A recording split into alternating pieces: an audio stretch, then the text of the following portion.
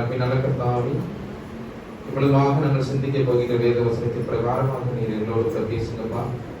நாங்கள் சிந்திக்கின்ற ஒவ்வொரு வார்த்தையும் கர்த்தாவே உங்களுக்கு பிரீதியாக கற்பனை செய்து காத்து வழிநடத்த பலப்படுத்தி சுமஜமங்களுக்கு ஆகும். ஆமென்.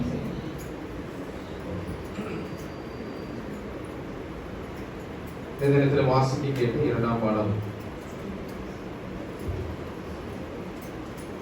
எபிரேயர் 11:24 முதல் 27 வரை வசனத்தை வாசிக்கிறோம்.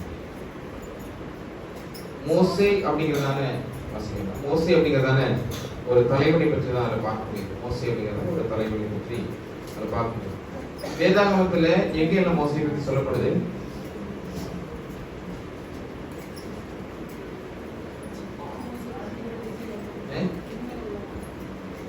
மோசையை பற்றி எங்க எல்லாம் சொல்லப்படுகிறது?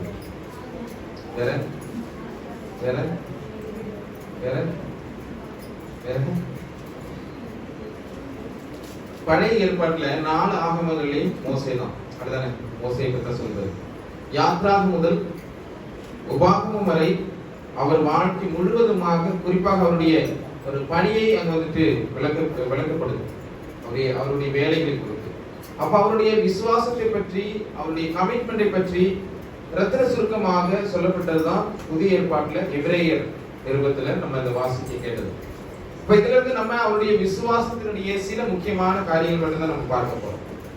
24வது வசனத்தை நம்ம பார்க்கும் பொழுது, எபிரேயர் 11:24வது வசனத்தை பார்க்கும் பொழுது அதுல ஒரு வெறுப்பையும் மறுப்பையும் நாம் பார்க்க முடியும். ஒரு வெறுப்பு, ஒரு மறுப்பை நாம் பார்க்க முடியும். எப்படி என்றால், பார்வோனுடைய மகளின் மகன், அதாவது இளவரசியின் மகன் அப்படின்னு சொல்றதுக்கு அவருக்கு வந்து விருப்பம் இல்லை. அதை வெறுக்கிறார், அதை மருத்துவம் செய்யறார். நான் அப்படிப்பட்டதான ஒரு பதவிக்கு ஆசைப்படல அப்படிங்கிற மாதிரி அவருடைய செய்கையும் செயல்கள் எல்லாமே காணப்படுது. அப்ப எப்படி செய்யறதுக்கு காரணம் அவருடைய நம்பிக்கை, விசுவாசம் தான் முக்கியமாக இருக்குது. மனிதர்கள் எப்போதுமே வந்து பதவி, ஏதாவது ஒரு பட்டம், அதுக்கு ரொம்ப ஆசைப்பட்டு இருக்கக்கூடியவங்க தான். அப்படிதானே? ஆனா இவர் எப்படி இருக்காருன்னா, தான் யாருடைய மகனோ இல்ல தான் யாரு அப்படிங்கறத வந்து தெரிவிக்காம அந்த ஒரு பெருமை தனக்கு வேண்டாம் அப்படிங்கிற ஒரு உணர்வோடு கூட காணப்படுகிறார். இப்ப யாரா இருந்தாலுமே மனிதர்கள் பார்த்துக்கிட்டோம்னா, எந்த குடும்பம், என்ன ஜாதி, என்ன மதம், என்ன இனம், என்ன பதவி அப்படிங்கக்கூடியதா நம்ம சொல்லி அதன்படியாக பெருமைப்படுவதுதான் நமக்கு வழக்கம். அப்படிதானே? அதுலதான் ஆர்வமும் கொடுது. சொல்லப்போனா அது ரொம்ப சொல்லப்போனா ஒரு அரசியல்வாதிக்கு, ஒரு அரசியல் கட்சியில், ஒரு கட்சியில இருக்கணும்னு சொல்றதே பெரிய ஒரு பெருமையா நினைச்சுக்கிட்டு இருக்கக்கூடிய ஒரு காலகட்டத்தில் நம்ம இருக்கிறோம். ஒரு கட்சி பேர சொல்லி, இந்த கட்சியில் நான் இருக்கிறேன், இந்த கட்சியில இந்த பொறுப்புல இருக்கிறேன் அப்படிங்கிறது பெரிய ஒரு பெருமையாக காணப்படுது. அப்ப இப்படி ஒரு பெருமைப்படக்கூடிய ஒரு சூழல் நமக்கு காணப்படுது. ஆனால் மோசே எப்படி வாழ்ந்து காட்டினார்னா, அவ்வளவு பெரிய ஒரு இளவரசியின் மகன், வளர்ப்பு மகனா இருக்கக்கூடிய அவர் அங்க வந்து அந்த பெருமையை வந்து வெளிக்காட்டல. நான் பெரிய இளவரசியினுடைய மகனாக இருக்கிறேன் அப்படிங்கிறது வெளிக்காட்டல அவர். ஆனா மோசேயுடைய விசுவாசம் இளவரசியினுடைய ஒரு வளர்ப்பு மகன் அப்படின்னு சொல்லப்படக்கூடிய இந்த உண்மையை, அடையாளத்தை வந்து வெறுத்து தள்ளுதல். எல்லாம் தேவை அப்படிங்கிறதான வெறுத்து தள்ளக்கூடிய ஒரு நபராக தான் இருக்கிறார். இது நமக்கு உணர்த்தக்கூடிய ஒரு பாடம் என்னன்னா, நம்ம வெறுக்க வேண்டிய காரியங்கள் அநேகம் வந்து இந்த உலகத்துல இருக்குது.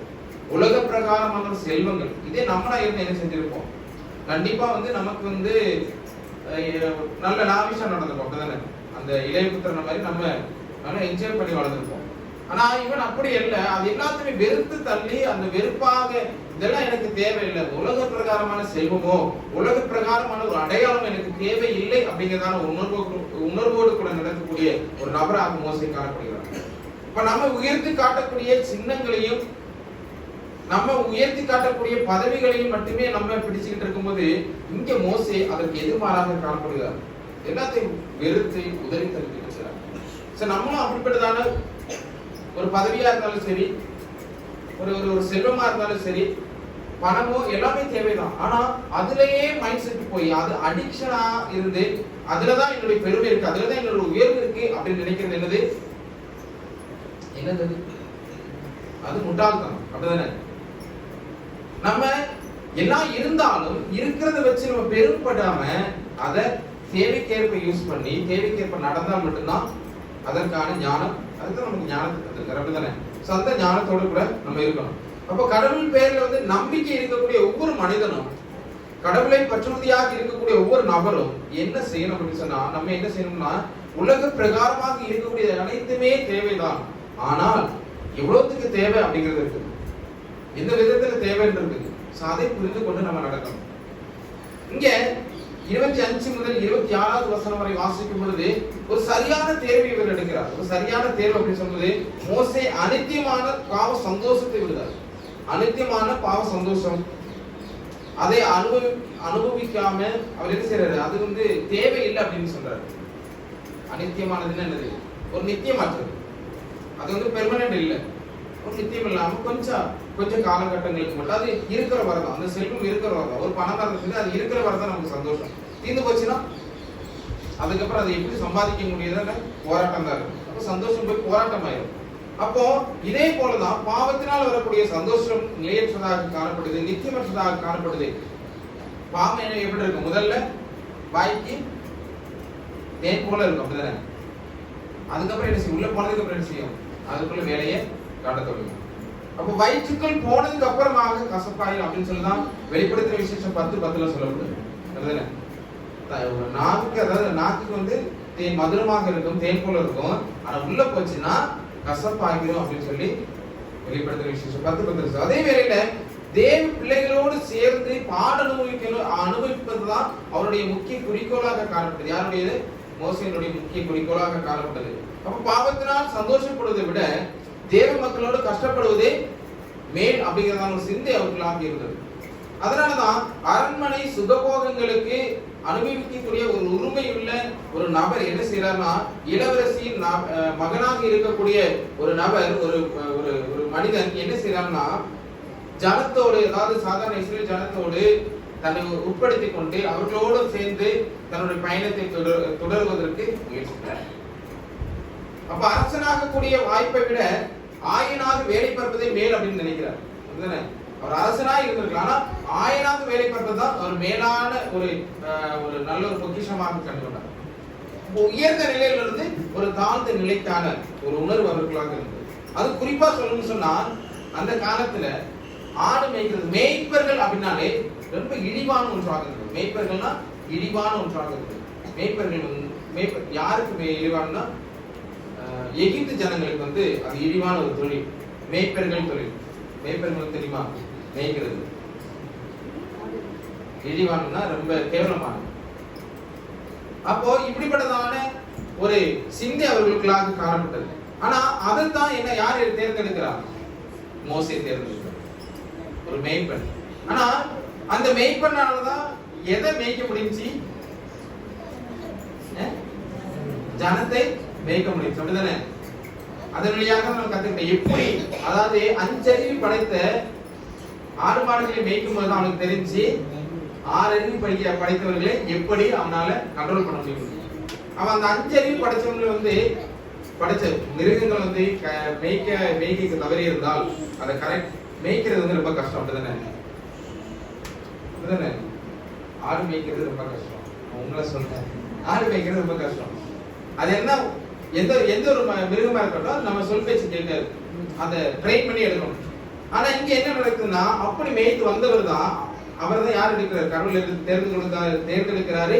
அது மட்டும் இல்லாம என்ன நடக்குது, அங்க ஜனங்களை, அவ்வளவு ஜனங்கள் என்ன செய்யறாரு, அவர் தான் மேய்க்கிறார், அவர் தான் வழி நடத்துகிறார். மேய்க்கிறது அது வழி நடத்துகிறார். சோ அதற்கான ட்ரைனிங் எங்க கிடைக்குது, அப்படிதானே. அப்ப இங்க கர்த்தருடைய சித்தம் தன்மூலமாக நிறைவேறுவதற்கான ஒரு செயல்முறை தான் இதெல்லாம். அவன் வெறுத்தது எதை, செல்வங்களை வெறுத்தது, அவன் இஸ்ரேல் ஜனங்களோடு சேர்ந்தது, அவன் எந்த விதமான பதவிகளுக்கோ எந்த விதமான ஆசையும் இல்லாம இருந்தது. இது எல்லாமே எதற்கான ஒரு படியாக இருந்துச்சுன்னா, தேவனானவர் அவனை எடுத்து செயல்படுத்துவதற்கான ஒரு படியாக காணப்பட்டது. அப்ப அவனை நம்ம பார்க்கும் பொழுது என்ன நடக்குது அப்படின்னு சொன்னா, ஒரு புரட்சிகரமான ஒரு தெளிவுதான், புரட்சிகரமான ரொம்ப ஒரு ரிவல்யூஷன் உண்டாக்கக்கூடிய ஒரு சிந்தை அவர்களாக காணப்பட்டது. அப்ப நம்ம கடவுளற்ற ஒரு வளமாக நம்ம நினைக்கும் போது, அதாவது கடவுள் இல்லாத ஒரு கடவுளான தெய்வீக குணங்கள் நம்ம கிட்ட இல்லாம இருக்கும்போது நம்ம என்ன செய்வோம்? தவறான செயலையே தேர்ந்தெடுத்துக்கிட்டோம். ஆனா மோசே அப்படி இல்லை. கடவுள் யாருன்னு புரிந்து கொண்டு தேவனுடைய சித்தத்தின் பிரகாரம் செய்வதற்காக தன்னை ஆயத்தப்படுத்திக் கொண்ட ஒரு ஆயன் அவன். அப்ப அப்படிப்பட்ட ஒரு நபர் தெய்வீக குணத்தை முழுவதுமாக பெற்றுக்கொண்டு அவ்வளவு ஜனங்களை வழிநடத்துவதற்காக தன்னை தயார்படுத்திக் கொள்கிறார். அதற்கு யார் துணையாக இருக்கிறார்? கடவுள் துணையாக இருக்கிறார். அப்ப நம்ம இந்த உலகத்துல இருக்கும் பொழுது நம்ம பல நேரத்துல நம்முடைய செழிப்பு எதை நோக்கி போகுதுன்னு சொன்னா, உலகத்தினுடைய மேன்மையை நோக்கி தான் நம்முடைய செழிப்பு போகுது. நம்ம எப்படின்னு சொன்னா, எவ்வளவுக்கு சம்பாதிச்சா நம்ம உயர்வா தெரியும், எவ்வளவு பணம் இருந்துச்சுன்னா நம்ம உயர்வா தெரியும் அப்படிங்கிறது தான். மற்றவர்களுமாக கம்பேர் பண்ண முடியாது. நம்ம கிட்ட ஒரு ஒரு ஒண்ணு இருக்குதுன்னு சொன்னா அதுல எப்படி சந்தோஷப்படுவது அப்படிங்கறத நம்ம என்ன செய்யறோம்? மறந்து போயிருக்கோம்.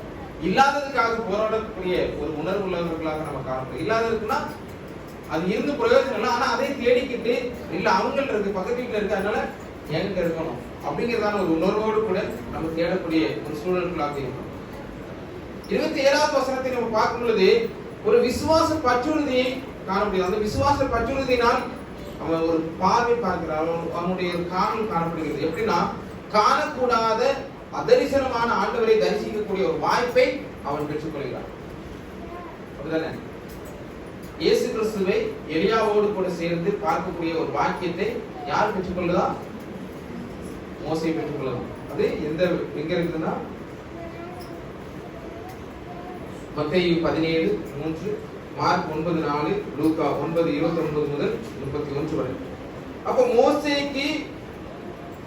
மோசேக்கும் எலியாவுக்கும் சேர்ந்து யார் தரிசனம் கொடுக்கிறார்? தேவனானவர், இயேசு கிறிஸ்துவானவர் தரிசனம் கொடுக்கிறார். அப்போ இந்த சீஷர்கள்லாம் மேல பார்க்கும்போது என்ன நடக்குது? சீஷர்கள்லாம் பார்க்கறாங்க, இவர் மலையில ஜெபிக்க போயிட்டாரு. அங்க போய் இவங்க சீஷர்கள் பார்க்கும்போது யாரோடு கூட பேசக்கூடியதாக தோணுச்சு? எலியாவோடு கூட மோசேயோடு கூடயும் பேசிக்கிட்டு இருப்பதாக இவங்களுக்கு காட்சி அளிக்குது. அப்போ அந்த ஒரு பாக்கியத்தை அப்ப நம்ம காட்சி அளிக்குது அப்படின்னு சொல்லும்போது இதுல அதாவது சீஷர்கள் சொல்லப்பட்ட எல்லாத்தையுமே வந்துட்டு உண்மையாக எடுத்துக்கொண்டுதான் நம்ம ஃபாலோ பண்ணிட்டு இருக்கோம். அப்படிதானே? அப்படிங்கும் போது இவர்கள் பார்த்த அந்த பார்வை, இவர்கள் பார்த்ததும் என்னது அப்படின்னு சொன்னா, உண்மைக்குமே மோசேயும் எலியாவும் யாரோடு கூட பேசிட்டு இருந்தாங்க? இயேசுவோடு கூட பேசிட்டு இருந்தாங்க. ஏன் அப்படின்னு சொன்னா, அங்க இதுக்கு முன்னாடி ஒரு தடவை மெசேஜ் நான் சொல்லியிருக்கிறேன், இவங்களுக்கு எது மறுக்கப்பட்டுச்சு? மோசேக்கு என்ன மறுக்கப்பட்டது? எது மறுக்கப்பட்டது? பழைய ஏற்பாடுல மோசே ஒரு காரியத்திற்காக போறாரு, ஆனா அவரை தவிர பாக்கி எல்லாரும் போயிட்டாங்க. கானான் தேசம். அப்படிதானே? கஷ்டப்பட்டு யாருக்கு வழி நடத்தி கொண்டு போனா? மோசே. ஆனா அவர் போனார் இல்ல. ஏன் போகல? கீழ்ப்படியாமை. என்ன கீழ்ப்படியாமை? என்ன செஞ்சாரு? அப்படிதானே? அந்த ஒரு சின்ன ஒரு தவறு தான். அந்த சின்ன தவறுல என்னாச்சு? கானான் தேசத்திற்குள்ள போகக்கூடிய ஒரு ஸ்லாக்கியம் அவருக்கு கிடைக்கல. ஆனா என்ன ஸ்லாக்கியம் கிடைச்சு? ஆனா அவர் திரும்ப அடுத்து புலம்புனால என்ன பாக்கியம் கிடைக்குது? இயேசு கிறிஸ்துவை பார்த்து நேரடியாக எலியாவோ படையேற்பாடு பரிசுத்தவான்களிலேயே 2 பேர் தான் இயேசு கிறிஸ்துவோடு கூட நேரடியாக பேசணும். யாரு? எலியாவோ மோசே. 2 பேர் தான் பேசணும். அப்படிப்பட்ட ஒரு ஸ்லாக்கியத்தை பெற்றுக்கொண்டாங்க. அப்போ நம்ம காணக்கூடாதவர்களை, அதாவது அநித்தியமானவற்றை நம்ம அதரிசனமானவற்றை பார்ப்பதற்கான ஒரு பாக்கியத்தை பெற்றுக்கொள்ளணும்னு சொன்னா, தேவனோடு கூட உள்ள உறவு, வெறுக்கக்கூடிய வெறுப்புகள் எதெல்லாம் இருக்கணும்னு சொல்லி நம்ம புரிந்து கொள்ள வேண்டும். எதை வெறுக்கணும்? உலகத்தில் இருக்கக்கூடியவற்றை வெறுக்கணும். உலகத்தில் இருக்கக்கூடிய பலவிதமான சந்தோஷங்களை வெறுத்துட்டோம்னா தேவனோடு கூட நம்ம சேர்வதற்கான ஒரு வாய்ப்பு கிடைக்கும். அப்படி தேவனோடு கூட நம்ம சேரும் பொழுது தேவனானவர் இப்படி அதரிசனமான காரியங்களை நமக்கு செய்வார். இங்க அந்த அதரிசனமான ஒரு காரியம் நடப்பதற்கு முக்கியமான காரணம் என்னது? அவனுடைய நடத்தை. இப்ப நம்ம கவனிக்க வேண்டிய ஒரு முக்கிய காரியம், பார்வன் வந்துட்டு மோசையை கொல்றதுக்கு வகை தேடுறாரு. பார்வன் மோசையை கொல்றதுக்கு வகை தேடுறாரு. ஆனா அவர் பயந்து ஓடுறார். யாரு? மோசே. அப்படிதான் நம்ம பழைய ஏற்பாடுல வாசம். ஆனா எபிரேயர் என்ன சொல்லுதுன்னா, பார்வோனுடைய கோபத்துக்கு பயப்படாம தன்னுடைய விசுவாசத்தின் அடிப்படையில தான் மோசே எகிப்தை விட்டு போனதா சொல்லுது. எகிப்தை விட்டு எங்க போனாரு? மீதியான் போனாரு. அப்படிதானே? ஆனா பழைய ஏற்பாடுல வாசிக்கும் பொழுது நம்ம வாசிச்சு வரும்போது பயந்து ஓடினார் அப்படிங்கிற மாதிரி தான் ஒரு காட்சி அதுல வரும்போது அப்படிதான் புரிந்து கொள்ள முடியும். ஆனா எபிரேயர் என்ன சொல்றாருன்னா அவர் வந்து விசுவாசத்தினால்தான் மாறி போனார். அதை நம்ம புரிந்து கொள்ள முடியும். எப்படின்னு சொன்னா அவர் எப்படி எங்க விடப்பட்டார்? ஒரு ஒரு ஒரு பெட்டிக்குள்ள வச்சு தண்ணிக்குள்ள தனியா விடப்பட்டார். விட்டுட்டா என் பையன் வந்துட்டு நிச்சயமா பழச்சிக்கிடுவான், என் பையன் வந்துட்டு நிச்சயமா வளருவான், அவன் எப்படியாவது பழச்சிடுவான் அப்படின்னு சொல்லி நம்பிக்கை யாருக்கிட்ட இருந்துச்சு? மோசைக்கிட்ட இருந்துச்சா? அவங்க அம்மா கிட்ட, அவங்க பெற்றோர்கிட்ட இருந்துச்சு. அப்படிதானே? அந்த நம்பிக்கை தான் என்ன நடக்குதுன்னா இவர்கிட்ட இருக்கு. யாருக்கிட்ட? நம்ம மோசைக்கிட்ட. எப்படி சொன்னா இங்க மன்னருடைய கோபத்திற்கு பயப்படாம செயலாற்றக்கூடிய ஒரு தைரியமான ஒரு துணிச்சலான ஒரு ஒரு ஒரு உணர்வு இவருக்குள்ளாக இருந்தது. அதற்கு காரணம் மோசையினுடைய பெற்றோர். அரசனுடைய ஆணைக்கு அஞ்சாமல் 3 மாத காலம் இந்த குழந்தையை ஒளித்து வைத்து என்ன செய்றாங்க? காப்பாற்றிய ஒரு விசுவாசம் தான். இங்க என்ன நடக்குன்னா இந்த பிள்ளைக்கு அந்த விசுவாசம் வந்து இருக்குது. எப்படின்னா என்னையால சர்வை பண்ண முடியும், என்னாலையும் எதனாலும் எதிர்த்து நிற்க முடியும், எப்படிப்பட்டதான சூழ்நிலை என்னால ஃபேஸ் பண்ண முடியும் அப்படிங்கிறதான ஒரு தைரியம் இவர்களுக்காக வந்தது. அப்ப பெற்றோருடைய விசுவாசம் எப்படி பிள்ளைகள் அதை பின்பற்றி வாழ தைரியத்தை கொடுக்குது அப்படிங்கிறது வந்து பெற்றோருடைய விசுவாசத்தின் வழியாக இருக்கு. பெற்றோர் எவ்வளவுக்கு விசுவாசமா இருக்கிறோமோ, எவ்வளவுக்கு ஒரு தைரியத்தை கொடுக்கிறோமோ, அந்த தைரியம் யாருக்கு வரும்? தன்னுடைய குழந்தைகளுக்கு வரும். நம்ம பெற்றோர்கள் குழந்தைகளுக்கு முன்னாடி ஐயோ அப்படின்னு சொல்லிட்டோம்னா பிள்ளைங்க என்ன செஞ்சிடும்? அந்த வார்த்தையை மட்டும் எடுத்துக்கணும். அப்படிதானே? அந்த தைரியம் போயிடும். சோ நம்ம பெற்றோர்களாக இருக்கக்கூடிய ஒவ்வொரு பேருமே பிள்ளைகளுக்கு பயத்தை எல்லாம் கொடுக்க வேண்டியது தைரியத்தை கொடுக்கணும். எதா இருந்தாலும் ஃபேஸ் பண்ணுங்க. நாங்க இருக்கிறோம், உன்னையால முடியும், தனியா விடுங்க, விட்டு பாருங்க, தனியா போய் எடுத்துட்டு வா, இல்லை தனியா அங்க போய் இது பண்ணுங்க, செஞ்சு பாருங்க. கண்டிப்பா அந்த தைரியம் அவங்களுக்கு 4 நாள் கிடைக்கும். அந்த பிராக்டிஸ் தான் அவங்க என்ன செய்யும்? தைரியமா. சோ அந்த தைரியத்தை கொடுக்கக்கூடிய பொறுப்பு யாருக்கு இருக்குது? பெற்றோருக்கு காணப்படும். மோசைக்கு அந்த பொறுப்பு யார் மூலமாக கிடைக்கப்பட்டுச்சு? அவர்களுடைய பெற்றோர்களால் கிடைக்கப்பட்டது. அதனால என்ன ஆகுதுன்னா அந்த தைரியத்தை பெற்றுக்கொண்டதுனால பார்வோனே எதிர்த்து நின்று அவர் வந்து வெளியில வந்து இஸ்ரேல் ஜனங்களோடு கூட அவனுடைய கஷ்டத்தை புரிந்து கொண்டு அவர்களுக்கு சப்போர்ட் பண்ணி நிற்கிறதுக்கான ஒரு பாக்கியத்தை அவர் பெற்றுக்கொண்டார்.